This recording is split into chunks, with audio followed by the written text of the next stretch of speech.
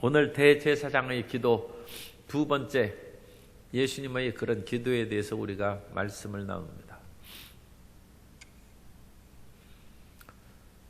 세상에서 어려운 일을 당할 때 우리가 어떤 일을 준비해야 되겠습니까?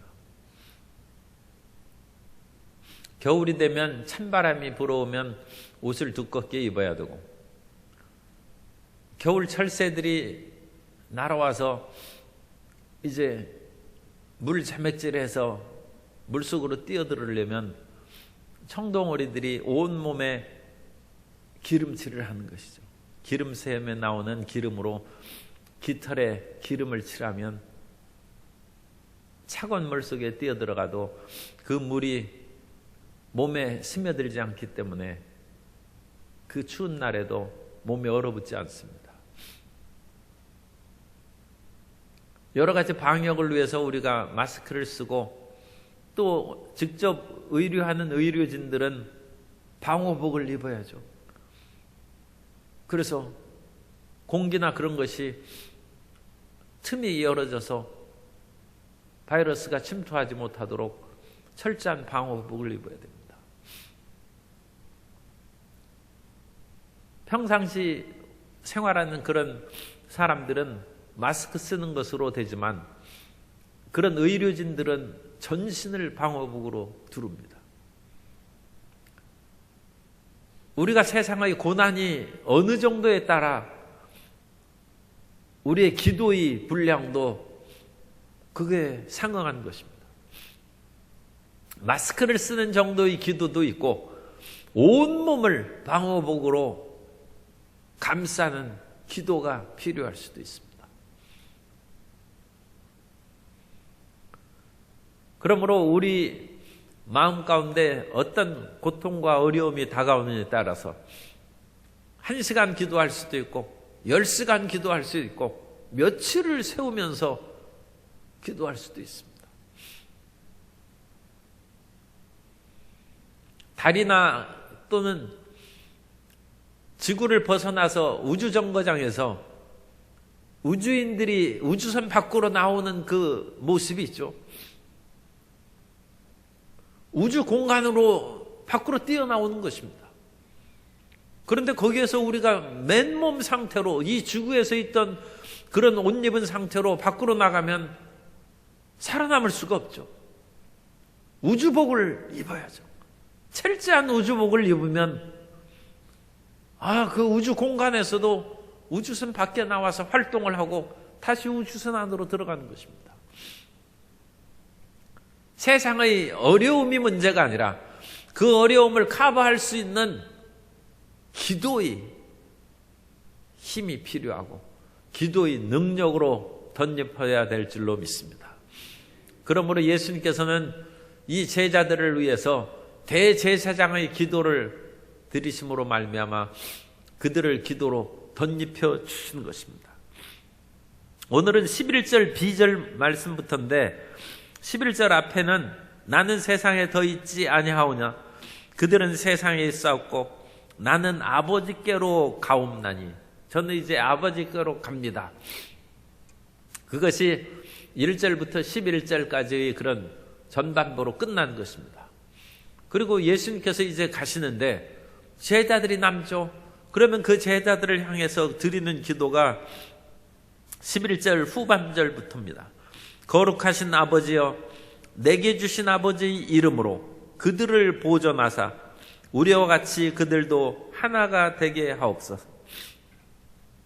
내게 주신 아버지 이름으로 그들을 보존해서 보호해 주십시오. 지켜 주십시오. 그러면 예수님의 제자들을 보호하는 그 힘은 아버지 이름입니다. 요즘에 해외에서 오는 분들로 말미암아 코로나19의 그런 감염자들이 이제 계속 나타나고 있는데, 그런 다른 곳에 있으면서 그 질병으로부터 잘 보호를 못 받아가지고 감염된 상태로 그렇게 우리나라에 입국하는 것입니다. 그런데 우리가 그 사람들을 다 받아야죠. 왜 그렇습니까? 한국인의 이름으로, 대한민국인데 자기 나라에 병 걸렸다고 못 오게 하면 어떡하겠어요? 대한민국 국민이니까 다른 나라들은 일체 입국 금지입니다. 세계 곳곳에서 다 외국인은 입국 금지입니다만 만일 자기 나라 사람도 안 받는 그런 나라들이 있으면 그건 그 나라가 아니죠. 그 나라의 지도자라든지 그 정부가 그 나라 백성이 아프다고 해서 오지 말라고 하고 그러면 어떻게 되겠습니까? 한국인의 이름으로 한국이 그들을 품어주는 것입니다. 보호하는 것이고 보존하는 것입니다. 우리는 이 세상에 살지만 하나님의 이름으로 우리가 보호받는 줄 믿습니다. 그러므로 세상에서 두려워할 까닭이 없다는 것입니다. 아버지는 이 세상보다 큽니다.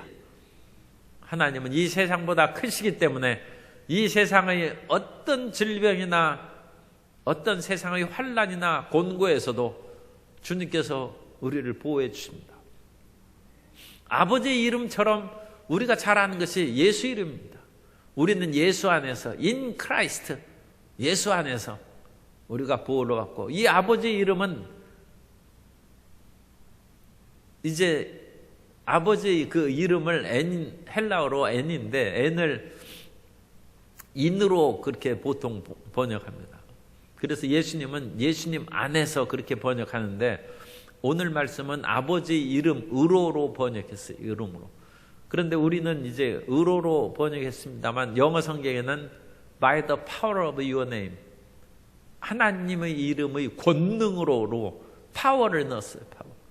하나님의 권능에 의해서 우리가 세상에서 보호받는다. 그리고 우리 성경에는 그 권능을 뺐죠. 그것을 안에서 그냥 아버지 이름이라고 했는데 NIV 영어 성경에는 by the power of your name, 당신의 거룩한 이름의 권능으로 백성들을 보존하라. 우리나라가 국력이 강하기 때문에 유럽에 있는 그런 그 사람들을 비행기를 보내가지고 구해왔어요. 물론 뭐 돈을 받았죠.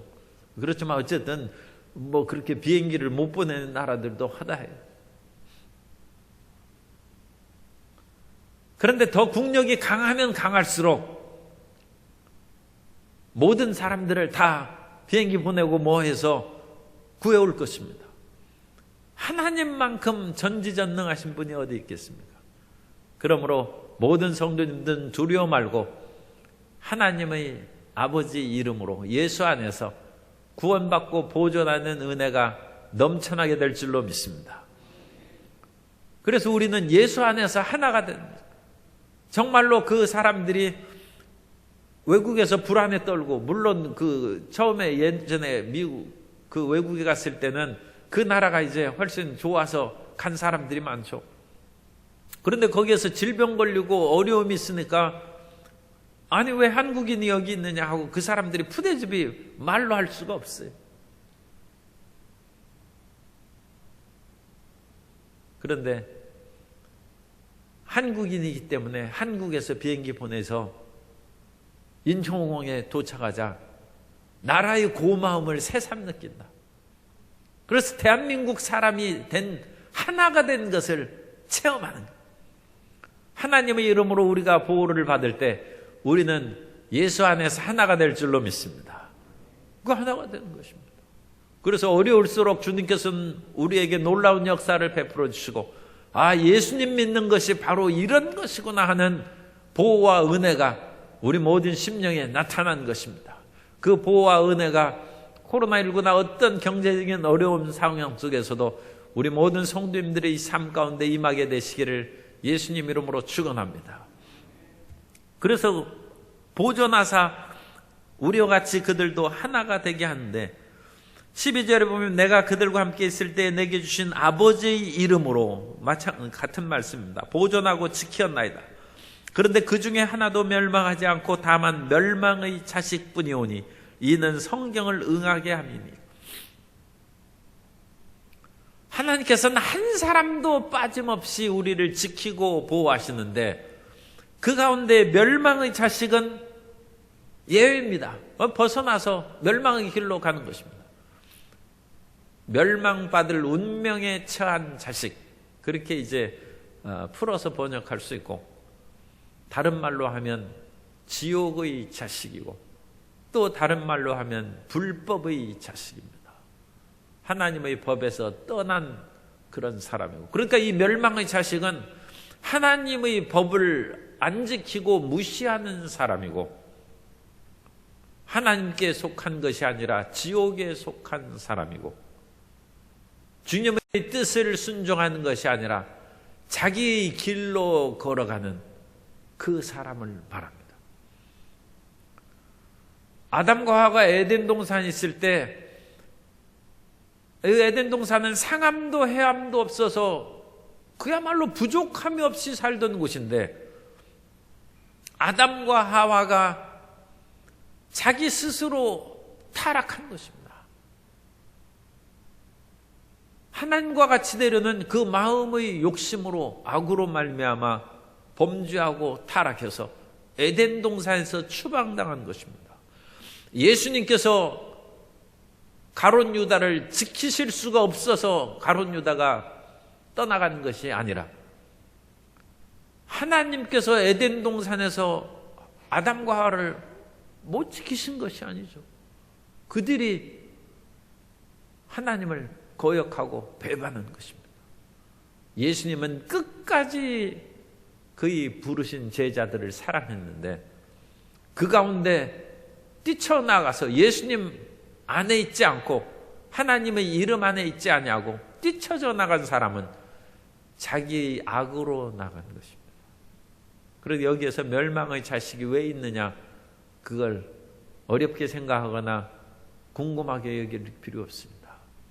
그 마음에 하나님을 믿고 그리스도를 의지한 사람은 세상의 어떤 곳에 가더라도 주님께서 지켜주십니다. 땅끝까지 가더라도 주님께서 그 길에서 우리를 보호하시고 지켜주신 줄 믿습니다. 그러므로 예수님 믿는 사람은 두려워할 까닭이 없습니다. 가룟 유다는 예수님을 안 믿는 사람이고, 자기 스스로의 길을 걸어간 사람이고, 그러므로 멸망의 자식이고 멸망의 운명에 처한 사람이요 지옥의 자식인 것입니다. 그리고 주님께서는 지금 내가 아버지께로 가오니 내가 세상에서 이 말을 하옵는 것은 그들로 내 기쁨을 그들 안에 충만히 가지게 하려 함이니이다. 주님께서는 우리가 예수님 안에 있어서 보존만 받을 것이 아니라 기쁨을 주신다는 거예요. 성도 여러분, 예수님을 믿고 기쁩니까? 다 기쁜 줄 믿습니다. 그런데 혹시라도 좀 나는 덜 기쁘다 하는 분은 지금 제가 설명을 드릴 테니까 긍정이 되는지 잘 들어보시기 바랍니다. 예수님은 하나님과 하나가 되어서 기쁜 것입니다. 그래서 아버지가 하시는 무슨 일이나 예수님은 기쁩니다. 사랑하는 사람이 있으면 그 사랑하는 사람은 어떤 것이 해도 기쁩니다. 옛날 말입니다만 시어머니가 자기 딸이 하는 것은 무엇이든지 이뻐요. 그런데 며느리가 하는 것은 무엇이든지 마음에 안 들어요. 왜 그렇습니까? 일치가 안 되는 거예요.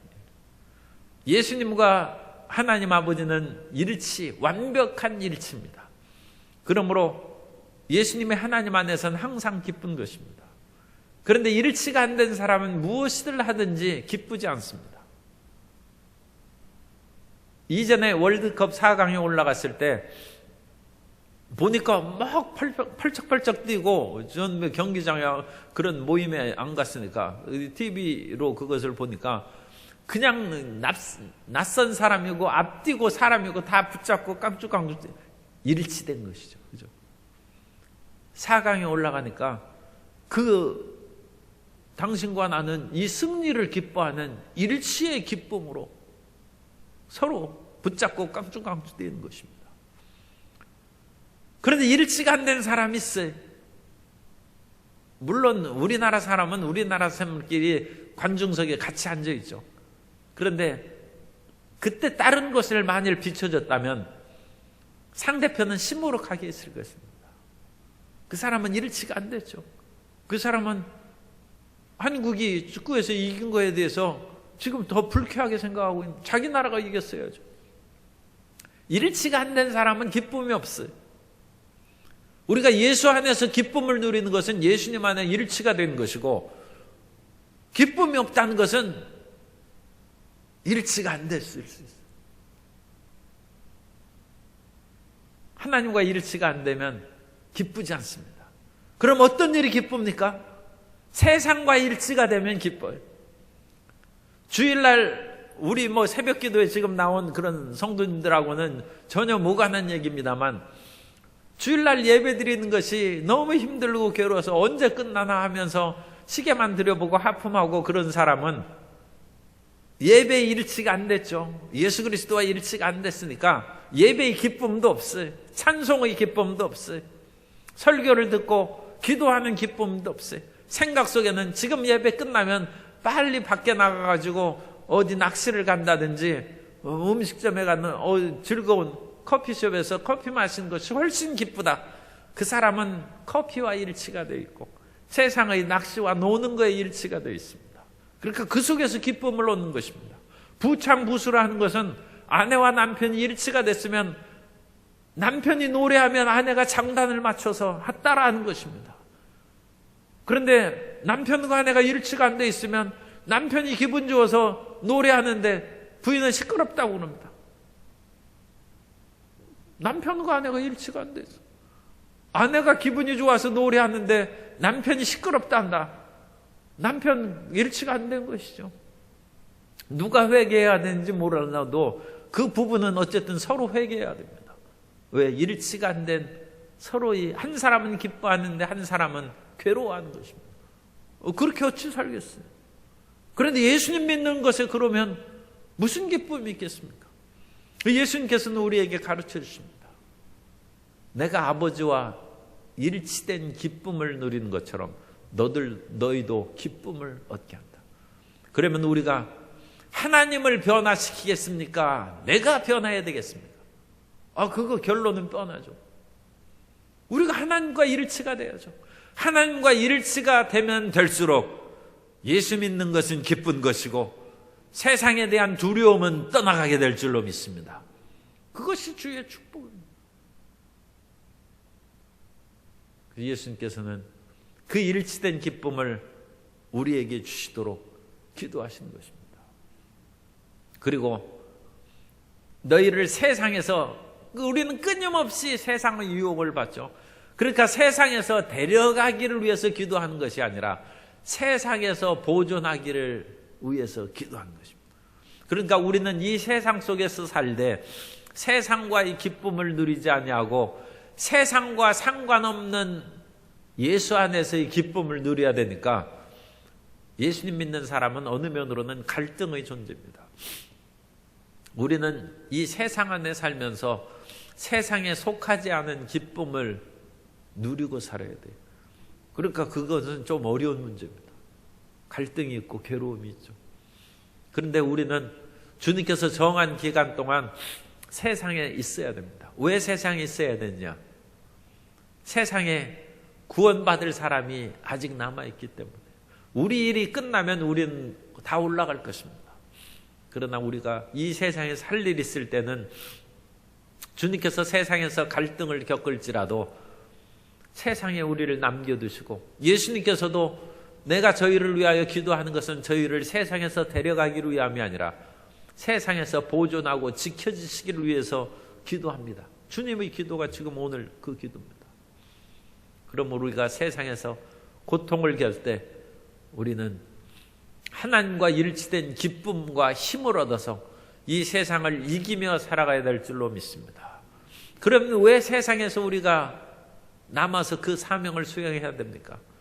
그 요한복음 3장 16절에 하나님이 세상을 이처럼 사랑하사 독생자를 주셨으니, 이 세상을 구원하시려고 독생자를 주셨습니다. 그러므로 누구든지 그를 믿으면 멸망하지 않고 영생을 얻게 하는 일을 예수님께서 이루시기 위해서 이 세상에 오셔서 십자가를 지셨고, 그 십자가를 이루신 일을 오늘 우리에게 맡기신 줄로 믿습니다. 따라서 하시겠습니다. 나는 십자가를 전할 사명이 있습니다. 그 사명을 우리에게 남겨주셔서 우리를 살려주신 것입니다. 그 사명을 수행하는 성도 여러분 되시기를 바랍니다. 그렇다고 해서 세상의 유혹에 빠지면 안 되죠. 우리가 세상에 있으면서도 세상에 빠지면 안 되고, 세상과 빠지지 않고 세상의 즐거움이 없어요. 그러나 이 세상을 살아갈 때 기쁨이 있어야죠. 하나님과 일치된 기쁨을 누리시기 바랍니다. 예전에 페르시아 대군이 터키를 공격할 때 사막을 지나가는데 그 사막의 안내인이 얘기를 했습니다. 이 사막을 지나갈 때 절대로 신기루에 현혹돼서는 안 됩니다. 이 사막은 길기 때문에 목마르고 고통스러운 사람일수록 신기루의 환상에 빠진다. 일종의 집단 감염이 이루어지는 것이죠. 그런데 아니나 다를까 며칠 지나가자 군사들이 막 뛰어갑니다. 저 앞에 아름다운 숲이 있지 않느냐, 물 흐르는 소리가 들리지 않느냐.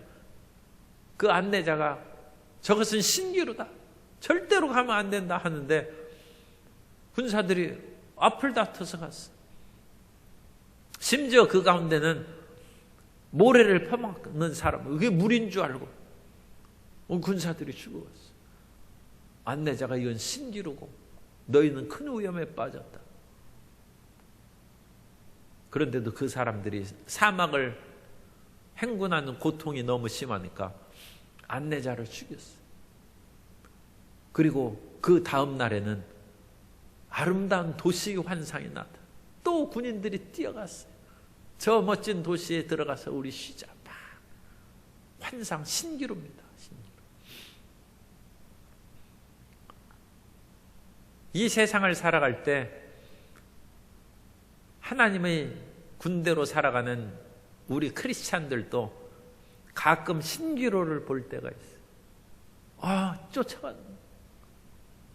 그건 거짓된 것입니다.